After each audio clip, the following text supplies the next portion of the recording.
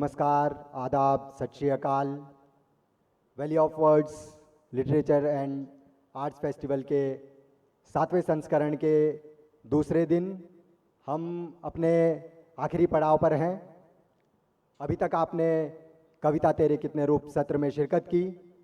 इसके बाद हमारे पास एक और बेहतरीन नायाब सत्र है जिसके लिए हमारे पास दो दिग्गज मौजूद हैं। मैं मंच पर आमंत्रित करना चाहता हूं आदरणीय हेलो जी मैं मंच पर आमंत्रित करना चाहता हूं आदरणीय रमेश पोखरियाल निशंक जी को और उनके साथ ही आदरणीय डॉक्टर सुशील उपाध्याय जी को कि आप कृपया कर मंच पर आकर अपना स्थान ग्रहण करें। मैं आप सभी से गुजारिश करूंगा कि जोरदार तालियों से हमारे माननीय अतिथियों को मंच पर आमंत्रित करें। आप सभी भी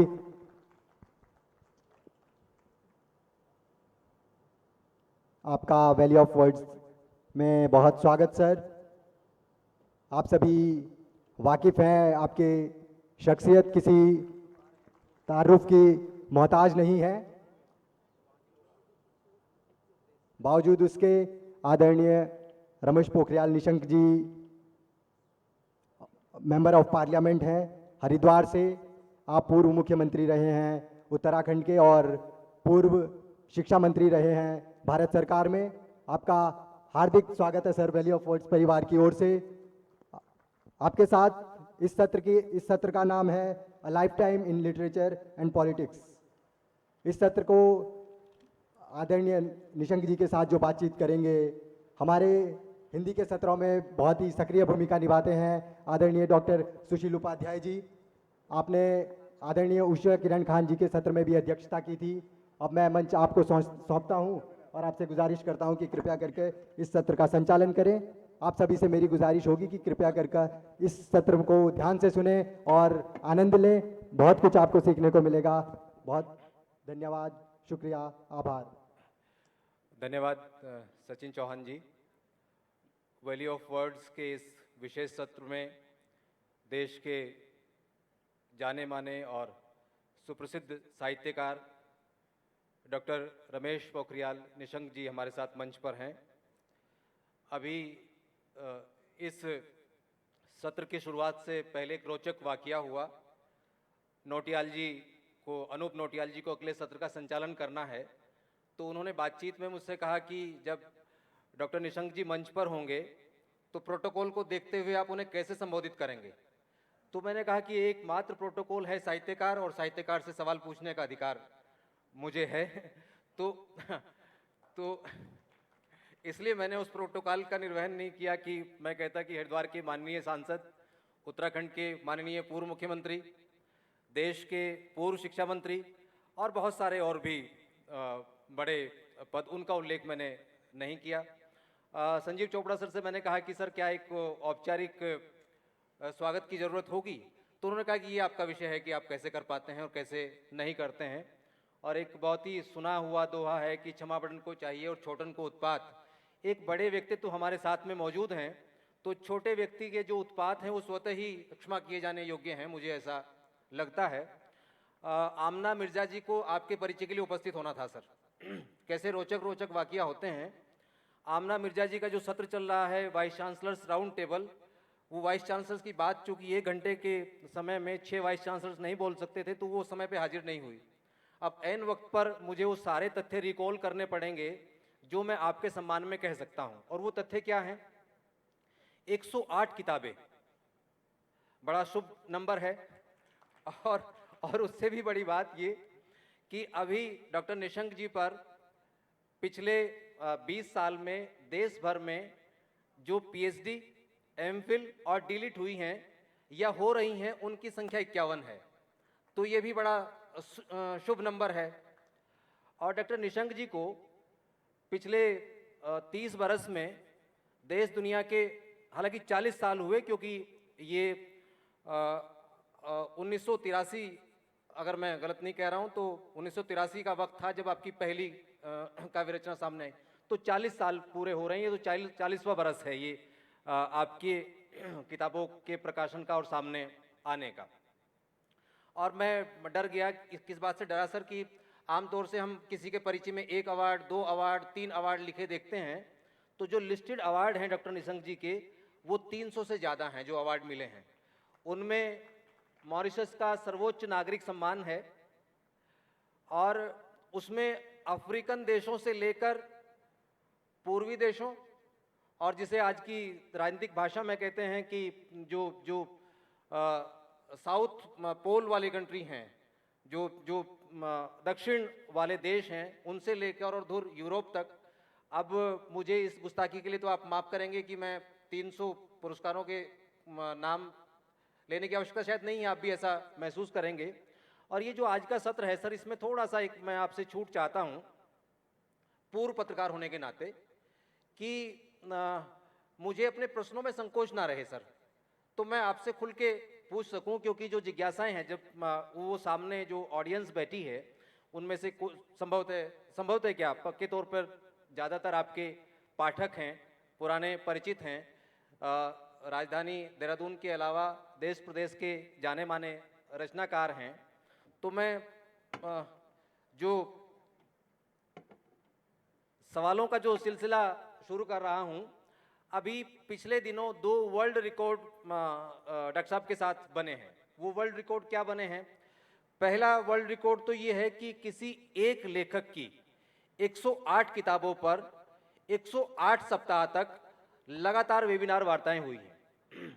तो ये वेबिनार वार्ताएं तो 108 से ज़्यादा हुई होंगी, लेकिन किसी एक लेखक की किताबों पर लगातार 2.25 साल तक लगभग साप्ताहिक वेबिनार वार्ताएं हुई हैं। तो ये अपने आप में वर्ल्ड रिकॉर्ड है। ये हार्वर्ड बुक रिकॉर्ड में ये दर्ज है। और इस बीच जितनी देश दुनिया में जो आपको केंद्रित जो संगोष्ठियां हुई हैं, देश में भी और देश के बाहर भी, उनकी संख्या भी सैकड़ों में है। तो सर क्या अनुमति दें तो हम फिर सवालों की शुरुआत करें। जो आज का जो सत्र है वो सत्र आपके व्यक्तिगत जीवन को भी थोड़ा छूने की कोशिश करेगा और जिस तरह का संतुलन आप साहित्यिक और राजनीतिक जीवन में बनाते हैं उसको लेके भी सामान्य तौर पर कई जिज्ञासाएं रहती हैं। तो पहला सवाल तो ये है कि आपको आपके लेखन को लगभग 50 साल होने जा रहे हैं जब आपने लिखना शुरू किया। 40 साल तो वही हो गए जब आपकी पहली किताब आई 1983 में और अब 2023 में आप हैं। तो इस 50 साल के लेखन में आप एक लेखक के तौर पर खुद का मूल्यांकन कैसे करते हैं? आज जिस जगह पर आप खड़े हैं वहां खुद को कैसे आंकते हैं? पहले तो मैं जितने भी हमारे यहाँ पर उपस्थित भाई और बहन हैं, देश और देश के कोने कोने से, शायद बाहर से भी कुछ लोग आए होंगे, तो मैं अभी आप सबका विशेष करके तो आपके स्वागत के लिए ही मैं आया हूँ, आपके अभिनंदन के लिए ही आया हूँ। अलग बात है कि इन्होंने फंसा करके इधर बिठाया हुआ है मुझे, लेकिन मैं हृदय की गहराइयों से आप सबका अभिनंदन कर रहा हूँ। और मुझे चोपड़ा जी और उनकी टीम को धन्यवाद भी देना है कि उत्तराखंड की धरती पर इस तरीके का एक रचनात्मक वातावरण जो उनके द्वारा यहाँ पर सृजित हुआ है और उनके सभी सहयोगी, क्योंकि सोचते तो बहुत सारे लोग हैं, बोलते भी कम नहीं हैं, लेकिन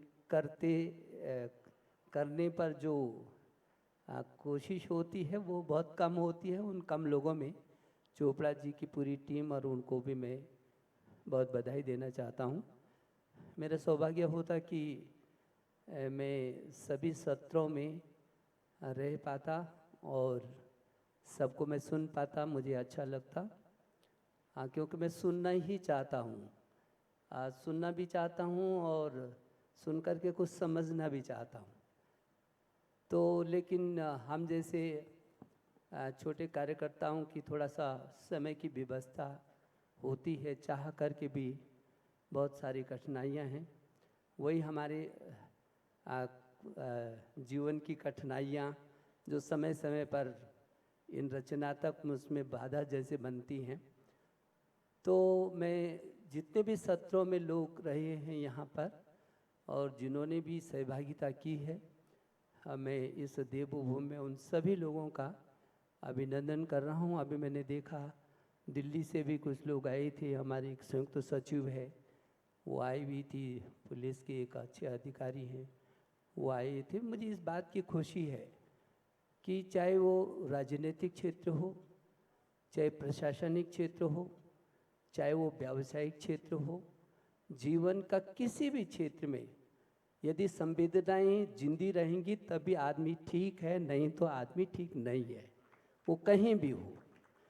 वो प्रशासनिक में पीछे इंदु पांडे जी को जब मैंने इधर देखा तो मुझे खुशी हुई। इंदु पांडे जी मेरे साथ मेरे प्रमुख वित्त सचिव के रूप में रहे। इंदु पांडे जी जब मैं उत्तर प्रदेश में पर्वतीय विकास मंत्री था तब से लेकर के और फिर हमारे राज्य के मुख्य सचिव रहे। तो जब मैंने उनको इधर देखा तो मैं पहले तो पहचान ही नहीं पाया, तो मैंने पूछा कि कौन है। काफ़ी चेंज है, काफ़ी लंबे समय के बाद उनको मैंने देखा, लेकिन उनकी कृति मैंने देखी, टेबल पर पड़ी भी थी। अब ये जो अंदर की रचना है वो बाहर निकलने ही चाहिए। उनका लंबा अनुभव है, उनका सामाजिक और राजनीतिक प्रशासनिक सभी अनुभव होगा, क्योंकि राजनीतिक लोगों के साथ इन्होंने काम किया है, समाज के लिए किया है और प्रशासन में स्वयं झेला है।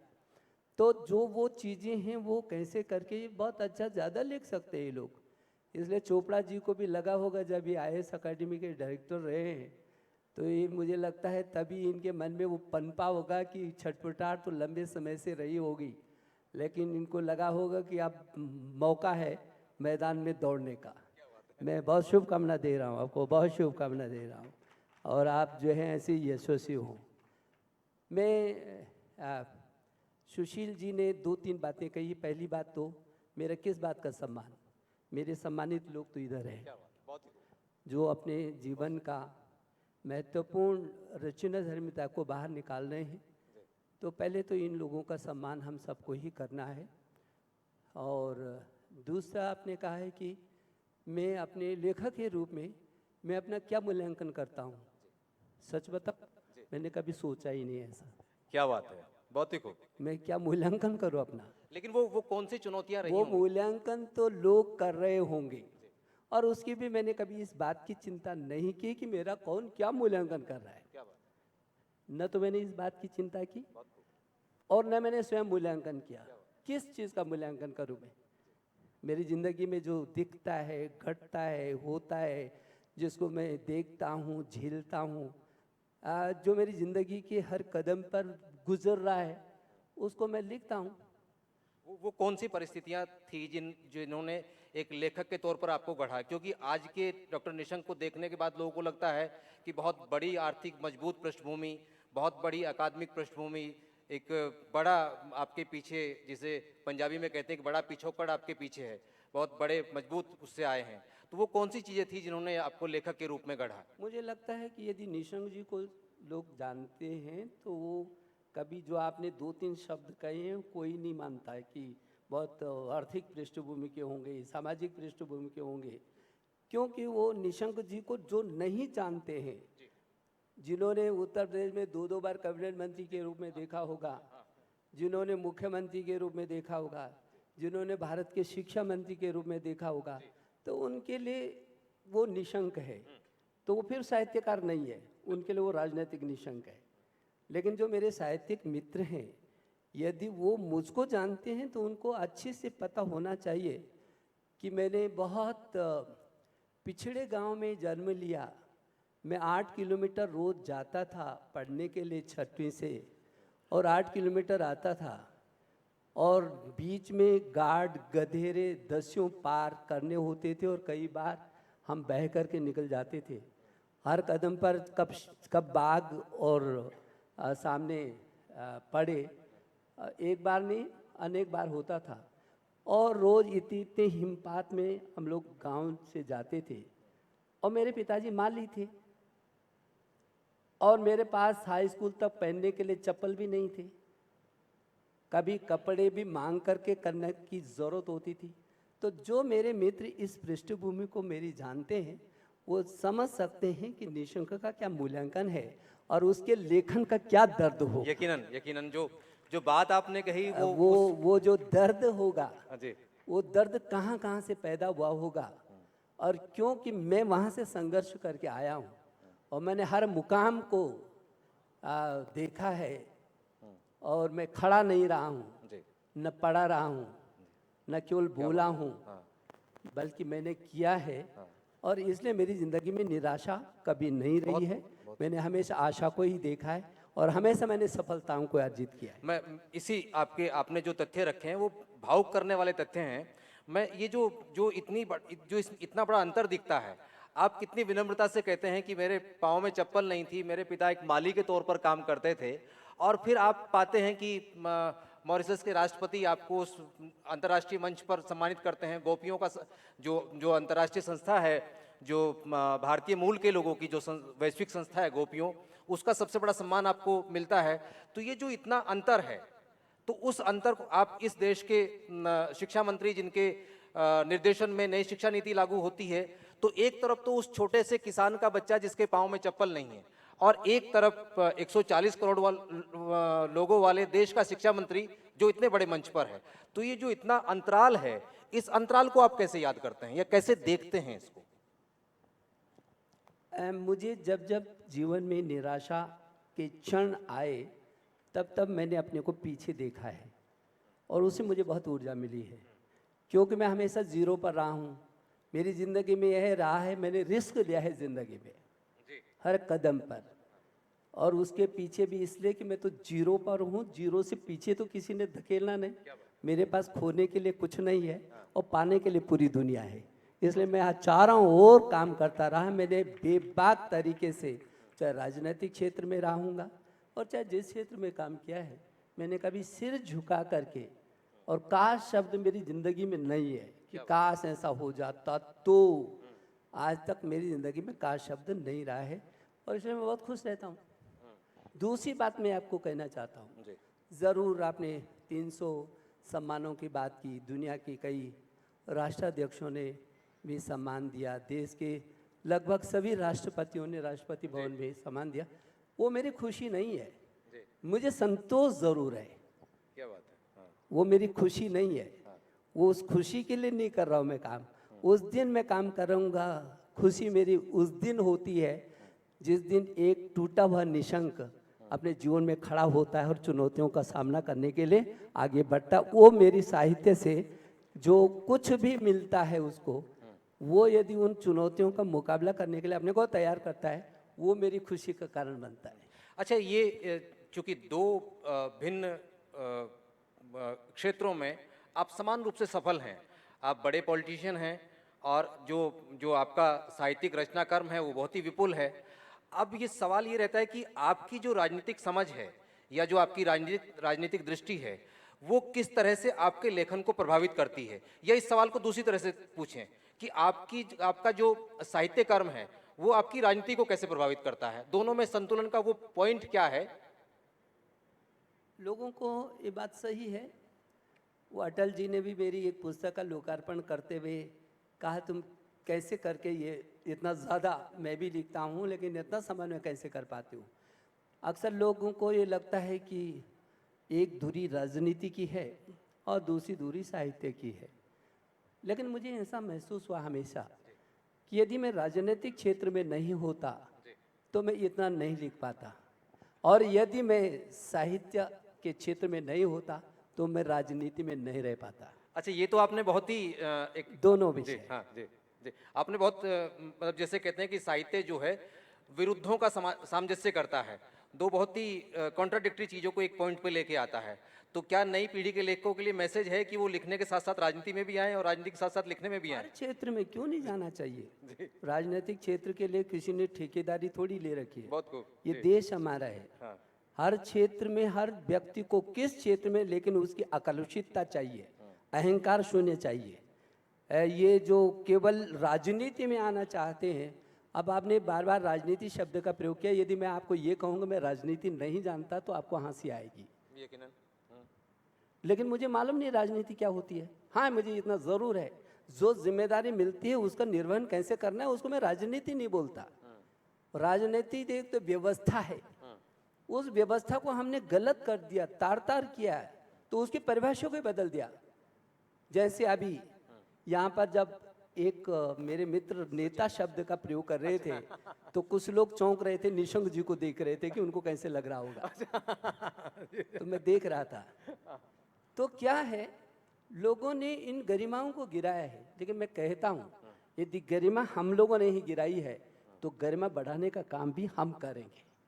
और इसलिए मैंने कोशिश की, राजनीति में रहते हुए पिछले 40 साल के राजनीतिक जीवन में मैंने किसी पर व्यक्तिगत कभी टिप्पणी नहीं की, किसी की ऐसी आलोचना नहीं की, और मुझे लगा, और अपनी शर्त पर राजनीति की है, दब करके और सिर झुका करके कोई राजनीति नहीं की। यदि कोई कहे कि ये कुर्सी दुनिया की सबसे बड़ी कुर्सी आपको चाहिए, लेकिन आपको ऐसा करना पड़ेगा, तो उस पर भी मैं ठोकर मार दूंगा, लेकिन स्वाभिमान और सम्मान के सामने कुछ नहीं। नहीं, वो मैं जिस बिंदु की तरफ मैं आपका ध्यान आकर्षित करना चाह रहा था वो ये था कि राजनीति में हमेशा व्यवहारिक सत्य आगे होता है, लेकिन साहित्य में तो व्यवहारिक सत्य आगे नहीं होता। साहित्य में तो आदर्श आगे होता है। तो इस व्यवहारिक सत्य और आदर्श के बीच की दूरी आप कैसे पाटते हैं? क्योंकि जो बहुत ही चिंताजनक सत्य है राजनीति का, वो तो साहित्य से मैच ही नहीं करता। मैंने दोनों को व्यावहारिक ही जीवन दिया है, और इसलिए आप ये नहीं कह सकते हैं कि जो साहित्य है वो व्यावहारिक नहीं है।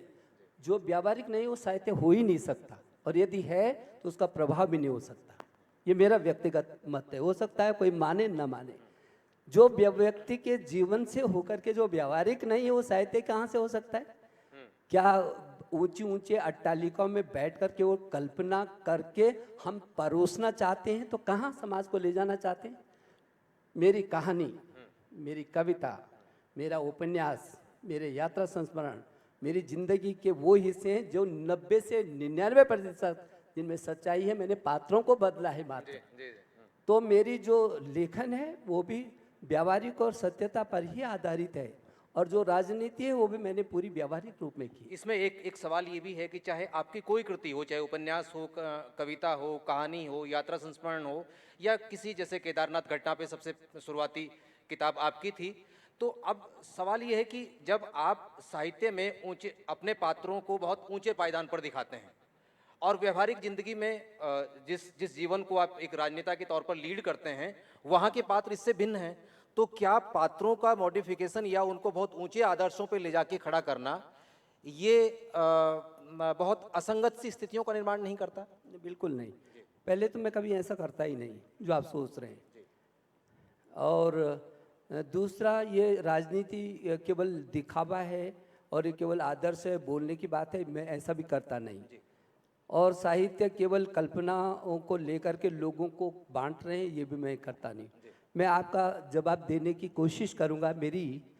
मेरे सभी लोगों के जीवन में बहुत सारे ऐसे क्षण आते हैं जब आशा और निराशा के होते हैं। मैंने 20-25 साल पहले मैं काफ़ी भटकाव में एक रचना पैदा हुई, और वो थी, हे मन यहाँ से कहीं दूर जाओ, यहाँ तो तुम्हारे हित में नहीं है। अब तक सुना था मानव यहाँ है, पर मुझे तो कहीं तक भी दिखता नहीं है। बहुत हो चुका, रहम तो दिखाओ, हे मन यहाँ से कहीं दूर जाओ। कि भटकाव की कहीं दूर जाना चाहिए, मुझे कोई आदमी दिखता ही नहीं, भीड़ दिखती है। ये सोचा था कोई मिलेगा कहीं, ढूंढते ढूंढते सांझ पड़ने लगी है। पत्तियों के सहारे भी रहना कहाँ, अब तो डालों से पत्ती भी झड़ने लगी है। बहुत हो चुका, अब रहम तो दिखाओ, हे मन यहाँ से कहीं दूर जाओ। लेकिन मैंने इस कविता को छपने नहीं दिया। अच्छा। मेरे मन में आया कि लोग निशंक जो मेरे नाम के पीछे लगा है, लोग कहेंगे भगोड़ू है, भागा है परिस्थितियों से। लेकिन मैंने 20 साल प्रतीक्षा की। 20 साल के संघर्ष के बाद जब मेरा संघर्ष किसी स्थान पर पहुंचा, तो मैंने उसको फिर आगे बढ़ाया। पर जहां भी गया मैं ठिकाना रहा ना, हम साथ तेरे किसी ने कहा ना, अब हित हो या अनित यहीं पर रहूंगा। दर्द चाहे वो जितने वो सारे सहूंगा। निशंक तुमको दुर्बन से लड़ना पड़ेगा, अविरल ही निज दिन तो जलना पड़ेगा। पर जल जल के तुमको इतिहास एक नया तो रचना पड़ेगा। ये फिर मैंने इसको छापा। बहुत बहुत ही सुंदर। आपको जवाब मिल गया? जी बिल्कुल। नहीं, आपके हर उत्तर से मेरे मन में प्रश्न पैदा होंगे। अब क्या है कि कि सामान्य तौर पर कहा जाता है कि साहित्य कैथारसिस करता है, विरेचन करता है, आपके द्वंद्वों का विरेचन करता है। राजनीतिक जीवन में कई बार चीजें इतनी आकस्मिक होती हैं कि आपके पास दायित्व था उत्तराखंड के माननीय मुख्यमंत्री का, आपका दायित्व परिवर्तन हुआ।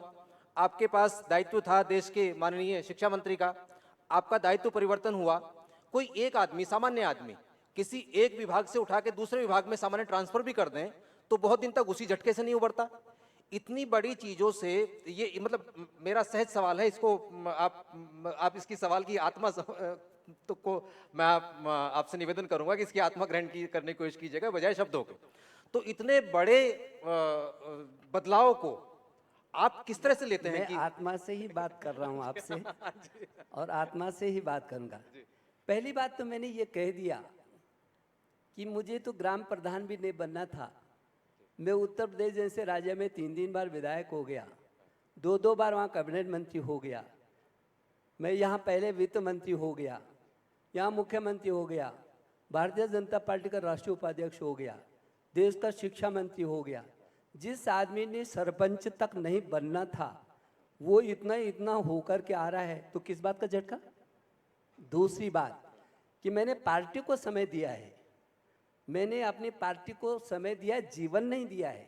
जीवन मैंने अपने रचना को दिया है और पार्टी को कहा कि जब तक मैं आपको समय देता हूं, आप चाहे मुझे झाड़ू लगाने का काम कराइए, चाहे एमपी बनाने का काम कराए, चाहे मिनिस्टर बनाए, चाहे मुख्यमंत्री बनाए, जो आपको करना हो आप करिए, आपका काम है। जब तक मैंने पार्टी को समय दिया है, आप मुझसे जो काम लेना चाहें काम लें, और इसलिए मुझे कभी भी दुख होने का तो सवाल ही नहीं उठता है। चूंकि इस सत्र में आपके कुछ व्यक्तिगत जीवन के संबंध में भी बात होने की इसका मैंडेट है एक तरह से। आप 3 बेटियों के पिता हैं, एक बेटी सेना में अफसर है, एक बेटी फिल्म मेकर है, एक बेटी एकेडमिक एडमिनिस्ट्रेशन में है।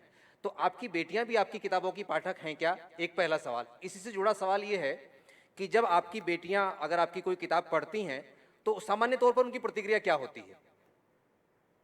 पहली बात तो मैंने आज तक कभी पूछा ही नहीं उनसे। अब वो पढ़ते हैं कि नहीं पढ़ते मुझे ये भी मालूम नहीं। कुछ संदेह है आपको कि पढ़ के प्रतिक्रिया अच्छी नहीं देंगी? नहीं नहीं, वो अच्छी नहीं देंगे तो मेरे लिए वो भी अच्छा है। मैं तो चाहता हूँ कोई तो प्रतिक्रिया हो, किसी की भी हो, आपकी भी प्रतिक्रिया कुछ आए तो मुझे अच्छा लगेगा ना। मैं उस पर विश्लेषण करता हूँ। मैं किसी काम को, मैंने जिंदगी में आलोचना को कभी बुरा नहीं माना। हाँ, इतना जरूर है जो मैं नहीं हूँ वो मेरे बारे में मत भूलिए आप, उसको मैं स्पष्टीकरण जरूर देने की कोशिश करता हूँ कि इसकी गलतफहमी न रहे सिर्फ। लेकिन ये बात सही है, मेरे पास 3 बेटियां हैं। सबसे बड़ी बेटी वो बचपन से लिखती थी, उसकी कविता संग्रह कई हैं, और वो कथक के क्षेत्र में है। वैसे वो पीएचडी है मैनेजमेंट में, लेकिन वो फिल्मों के क्षेत्र में है और अभिनय के क्षेत्र में है। एक प्रोड्यूसर भी है और अभिनय भी करती है। दूसरा, उसने भी अपना स्थान अपने आप बनाने की कोशिश की है। दूसरी बेटी मेरी सेना में है, और मुझे अच्छा लगा कि लोग कहेंगे कि मैं 1983 से मेरी देशभक्ति के जितने गीत हैं वो देश के सभी आकाशवाणी केंद्रों पर तब से गाए जाते हैं, 1983 से। और शंकर दयाल शर्मा जी ने उस समय मेरी समर्पण, जो देशभक्ति के मेरे गीतों का संग्रह है, उस समय उन्होंने लोकार्पण किया था दिल्ली में। तो मुझे लगा कि कुछ लोगों के मन में ये भी आएगा कि निशंक जी देशभक्ति के गीत लिखते हैं, कविताएं लिखते हैं, लेकिन अच्छा होता कि इनके परिवार से भी। तो उस बेटी ने अपने आप ही चुना। अरे वाह। उसने कहा कि लोग कहते हैं कि आपके पिताजी ने देशभक्ति के गीत लिखे हैं, तो वो तो मॉरिशस चली गई थी, लौट के आई उस सेना में। मुझे अच्छा लगा। क्या बात है। मैं शायद कहता तो हो सकता है कि वो आज के बच्चे, क्योंकि वही बेटी थी मेरी जब मैं मुख्यमंत्री था, और मैं बार बार ये कहता था कि हम लोग ज़मीन के लोग हैं, आपके दादाजी माली रहे हैं, कभी हमको भूलना नहीं चाहिए। तो उसी बेटी ने एक दिन आकर के मेरा हाथ पकड़ा था और मुझसे कहा कि बार बार पिताजी आप इस बात को कहते हैं, बताते रहते हैं कि आपके मेरे पिताजी माली थे, हमको बोलना नहीं चाहिए। तो आपके पिताजी तो माली थे, हमारे दादा माली थे आपके पिताजी, लेकिन मेरे पिताजी मुख्यमंत्री हैं। क्या बात मैं है। मुख्यमंत्री की बेटी की तरह रहूंगी। बहुत ही तो मुझे डर लगता था उससे। जी मुझे ये डर लगता था कि पता नहीं इसके मन में क्या चल रहा है। जी लेकिन मुझे संतोष हुआ है कि उसने लौटने के बाद और एमबीबीएस करने के बाद सेना का रुख किया, उसने कमीशन लिया और आज मेजर है बहुत ही और खुश है। ये तो मुझे ये मेरे अपने लिए आप में बहुत एक ही खुशी अलग है। अलग तरह का फैक्ट है। मैं माफी चाहूँगा, अपने आप में बहुत ही अलग तरह का तथ्य है कि जब एक राजनेता अपनी बेटियों को उतना समर्थ बनाते हैं कि वो पिता के नाम की जो पहचान है, पिता की पहचान है, उसके साथ ना जुड़ी रहे। आपकी हम में से बहुत सारे लोगों को पता होगा क्योंकि बहुत सीनियर लोग सामने बैठे हैं। मेरी गुरुजी प्रोफेसर सविता मोहन जी यहाँ हैं, डॉक्टर सुधा पांडे जी मौजूद हैं, उधर आदरणीय बुद्धिनाथ मिश्र जी मौजूद हैं, पद्मश्री संजय जी मौजूद हैं, राम विनय जी यहाँ मौजूद हैं। आप सबको पता है कि डॉक्टर साहब की किताबों का दुनिया की करीब करीब 24 भाषाओं में अनुवाद हुआ है और उसमें क्रियोल से लेकर जो बहुत कम जानी पहचानी भाषा है, क्रियोल से लेकर फ्रेंच है, जर्मन है, स्पेनिश है, रशियन है, और देश की कोई ऐसी भाषा नहीं जिसमें अनुवाद आपकी किताबों का ना हुआ हो। अब जो अगला सवाल जो मेरे अपने लालच से जुड़ा हुआ सवाल ये है कि रॉयल्टी तो ठीक ठाक मिलती होगी, और क्या लेखक जिंदा रह सकता है, हिंदी का लेखक, इस काम को करते हुए? देखो, मैं अटल जी ने एक पुस्तक का मेरा लोकार्पण करते करते उनकी आंखों में आंसू टपक आए थे और उन्होंने कहा था कि इस देश में लेखक का सम्मान नहीं है। और उन्होंने श्याम नारायण पांडे जी का उदाहरण देते हुए कहा कि श्याम नारायण पांडे जिसको हम अपनी पीढ़ी को हल्दी घाटी पढ़ाते हैं, उनकी जब मौत हुई थी तो पशु से भी बदतर हुई। ऐसे उन्होंने बहुत सारे उदाहरण दिए। एक लंबी सांस खींच करके उन्होंने कहा कि क्या कभी कोई इस दर्द को महसूस करेगा? तो ये बात सही है कि दुनिया में लेखकों का बहुत रॉयल्टी मिलती है। हिंदी वाले जिंदा रह सकते हैं अगर वो नहीं, पूर्णकालिक तौर पर? ये विषय हिंदी का नहीं है। हिंदी वाले तो जिंदे रहेंगे, भविष्य में तो हिंदी ही जिंदा रहने वाली, बाकी कोई जिंदा रहेगा भी नहीं, कम रहेगा। लेकिन नंबर एक, 100 करोड़ से अधिक दुनिया में आज हिंदी को वो करते हैं। और ये देश, इस देश की आज़ादी की यदि लड़ाई है तो हिंदी के लोगों ने, हिंदी की कविताओं ने, हिंदी के गीतों ने किया है। यदि हिंदी के इतिहास को देखेंगे तो आज दुनिया के तमाम देश हैं जिनकी द्वितीय राजभाषा हिंदी है। ये भारत नहीं, फिजी, मॉरिशस सहित तमाम देशों, और मॉरिशस में बुद्धिनाथ जी यहाँ पर हैं तो कई बार वहाँ गए होंगे, दीदी गई होंगी। मॉरिशस में दुनिया का हिंदी का सबसे बड़ा सचिवालय है। तो हमारी भारतीय भाषाएं तमिल, तेलुगु, मलयालम, कन्नड़, गुजराती, मराठी, बंगाली, जितने भी है, चाहे वो उर्दू है, संस्कृत है, हिंदी है, असमिया है, ये जितने भी हमारी भारतीय भाषाएं हैं, इनकी सशक्तता चाहिए। लेकिन जो आपने रॉयल्टी की बात की है, ये निश्चित रूप में रॉयल्टी भी तब होती है जब लेखक, पढ़ने वाला, क्या पाठक आपको मिले। तो पाठक थोड़ा सा तैयार तो करने पड़ेंगे और पाठक की रुचि भी देखनी पड़ेगी कि जो ये युवा पीढ़ी चाहती क्या है। और ऐसा नहीं है कि पढ़ते नहीं है। अभी मुझे एक ही किताब की 12 लाख रुपए रॉयल्टी मिली 6 महीने की। क्या बात है, आप तो इतना इतना महत्वपूर्ण लेकिन तथ्य बताएं। ऐसा भी नहीं है कि लोग नहीं पढ़ते हैं, जी। पढ़ते हैं। और अमेजोन पर मैंने देखा है कि वहाँ खूब लोग जो है अब पढ़ रहे हैं। तो एक बार यदि परिवेश बनेगा, जी।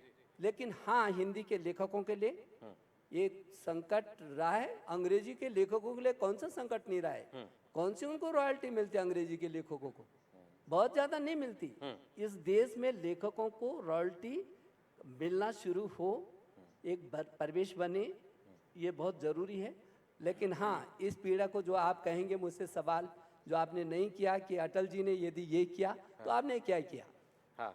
तो अब मेरी कोशिश है, और इसलिए चोपड़ा जी से मैंने बात की, मैंने बुद्धिनाथ जी से बात की, मैंने दीदी को, तो मैंने, दीदी ने कहा था कि मैं वहीं झोपड़ी बना करके रहूंगी। लेखक अब एक लेखक गांव बना रहे हैं, जी। लेखक गांव बना रहे हैं, और उस लेखक गांव में कोशिश है, क्योंकि बोलने से ज़्यादा अच्छा है कि एक कदम भी चले तो ज़्यादा अच्छा है। एक लेखक गांव यहाँ का हिमालय का बनाना चाहते हैं, जहाँ ऐसे लेखक जिन्होंने अपना पूरा जीवन समर्पित किया हो लिखने में, लेकिन दुर्भाग्यवश जीवन के अंतिम क्षण में यदि वो दर दर भटकने को मजबूर होते हैं, तो उनको ये लगे कि कहीं नहीं तो वो लेखक गांव है, उनके लिए कुटीर बनाएंगे और वो स्वाभिमान और सम्मान के साथ पूरे जीवन को अंतिम क्षण तक यापन करेंगे।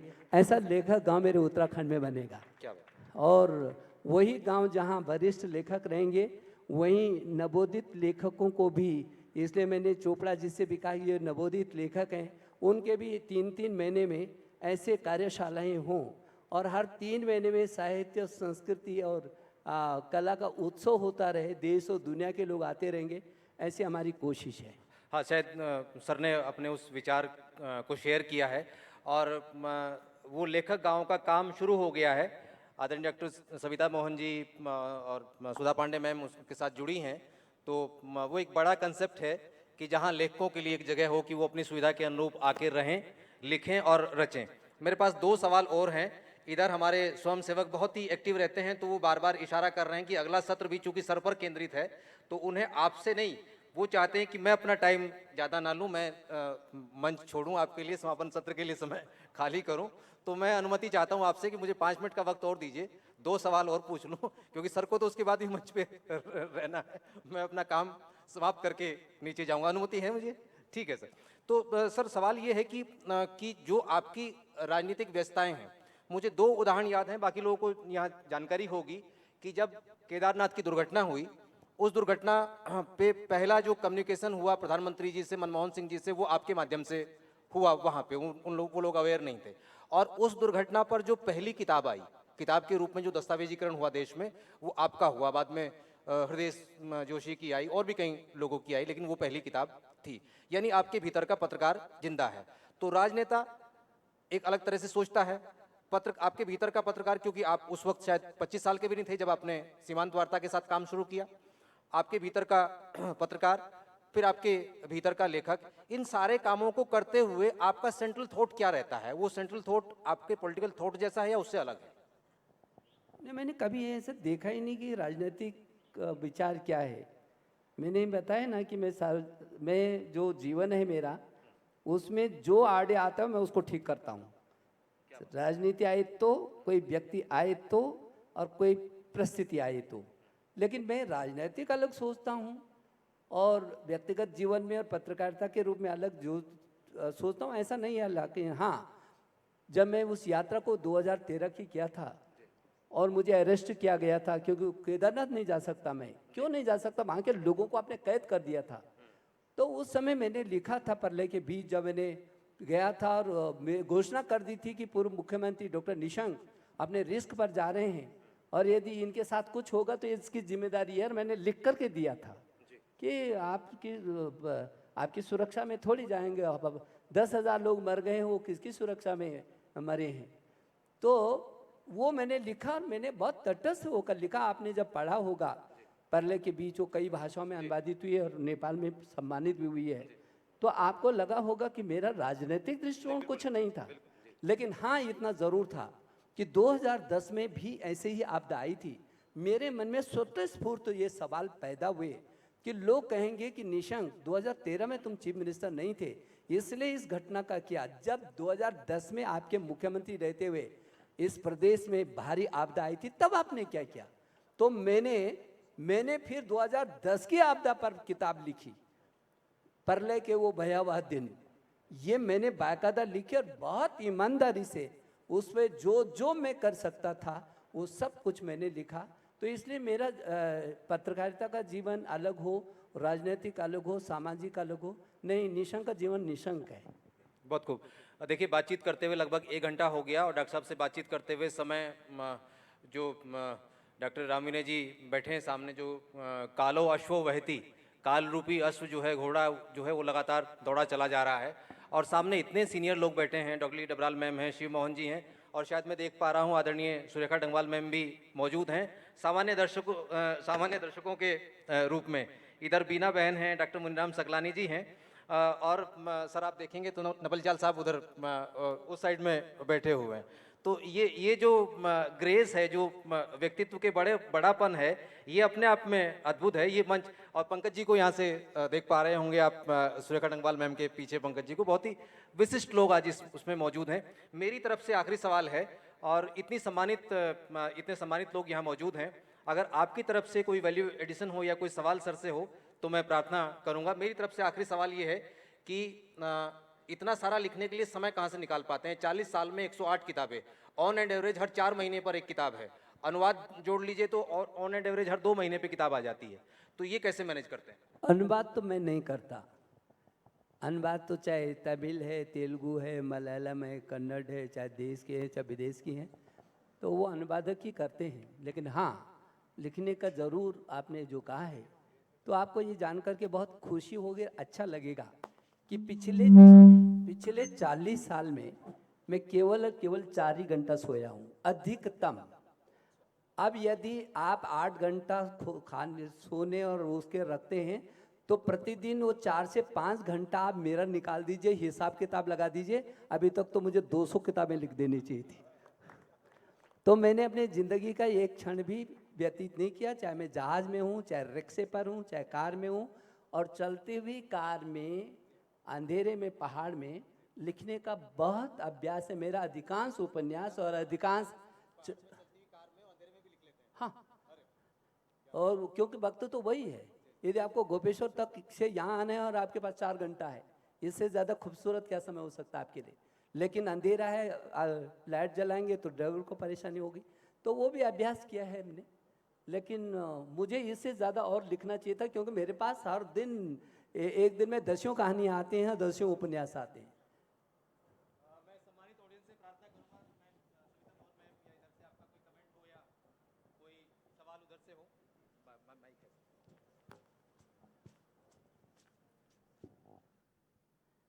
भारती जी के पीछे एक बच्चा हमारा बार बार हाथ उठा रहा था, वो जी, मैं प्रमोद भारती हूँ। जी, आपने प्रमोद घोषणा जी। कर दी है। छोटा सा लेखक मैं भी हूँ।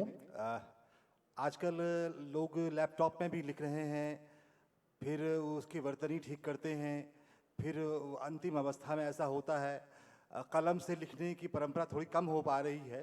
तो सर, आप किस माध्यम से लिखते हैं? पहले कलम से लिखते हैं, फिर लैपटॉप पे उसे टंकित करते हैं या करवाते हैं? कैसी प्रक्रिया से गुजरते हैं सर? ये छोटा सवाल। अब पर्ची सिस्टम है, लिखने का सिस्टम है, टाइप सिस्टम है। सिस्टम कोई भी हो, लेकिन मेरा सबसे आग्रह, प्रमोद जी आप तो इतने वरिष्ठ लेखक हैं हमारे, मैं छात्रों से भी अनुरोध करूंगा। बड़े लोगों को तो मैं आग्रह नहीं कर सकता, लेकिन मैं छात्रों से ज़रूर अनुरोध करूंगा कि कुछ न कुछ जरूर लिखिए। हर व्यक्ति कविता करता है, हर व्यक्ति कहानी करता है, हर व्यक्ति उपन्यास है, लेकिन केवल लिखना शुरू तो करिए। आप निश्चित रूप में अपने विचारों को किसी के लिए मत लिखिए, आपको कोई अच्छा कहे और दिखाइए भी मत, लेकिन मेरा अनुरोध जरूर रहेगा, जरूर और जरूर करके लिखिए, क्योंकि वो लिखना आपकी ज़िंदगी में मील का पत्थर बन जाएगा। जो आप अच्छा और बुरा हर दिन आपके साथ गुजर रहा है, उसको जरूर और जरूर लिखिए, आप निश्चित रूप में लेखक हो जाएंगे। पीछे छोटा बच्चा जो पूछ रहा था, दिनेश जी, दिनेश शर्मा जी, माइक दीजिएगा।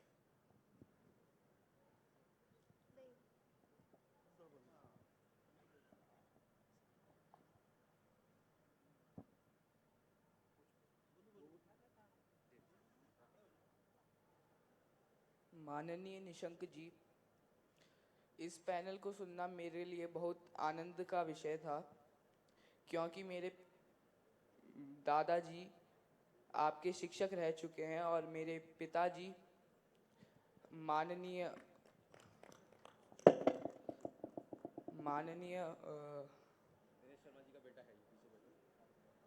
डॉक्टर सुशील उपाध्याय जी के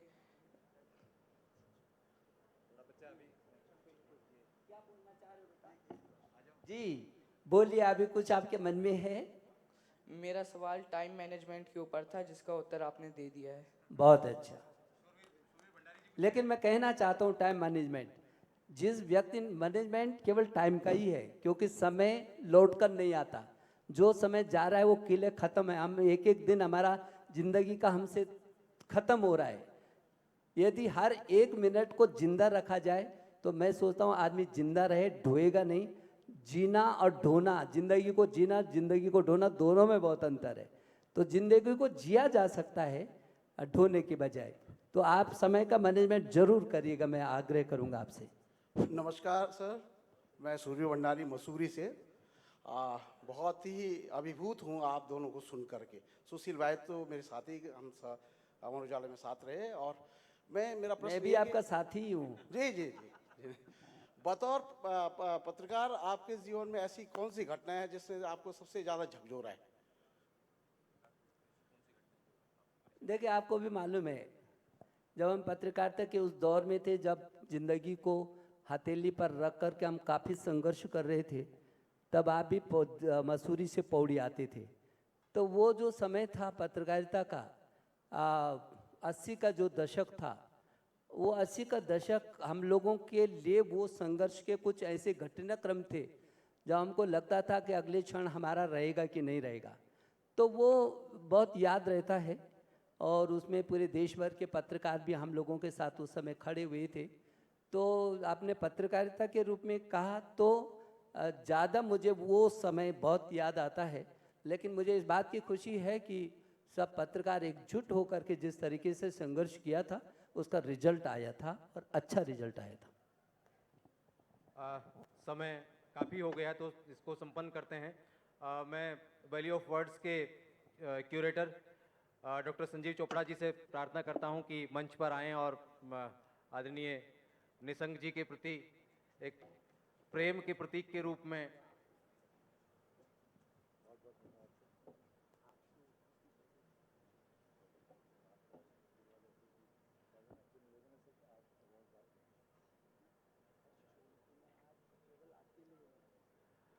और जो आदरणीय निसंग जी ने संकेत किया है लेखक गांव, वो एक बड़ा प्रोजेक्ट है और वैली ऑफ वर्ड्स अपने आप में एक बहुत ही अनूठा अभियान है।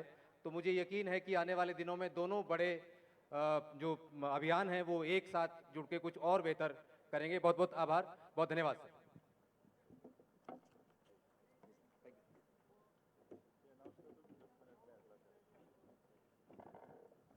अगले 5 से 7 मिनट में समापन समारोह आरंभ होगा। आपसे प्रार्थना है कि अपनी उपस्थिति से हम लोगों को आशीर्वाद दीजिएगा, अपना आशीष बनाए रखिएगा। बहुत धन्यवाद, आभार।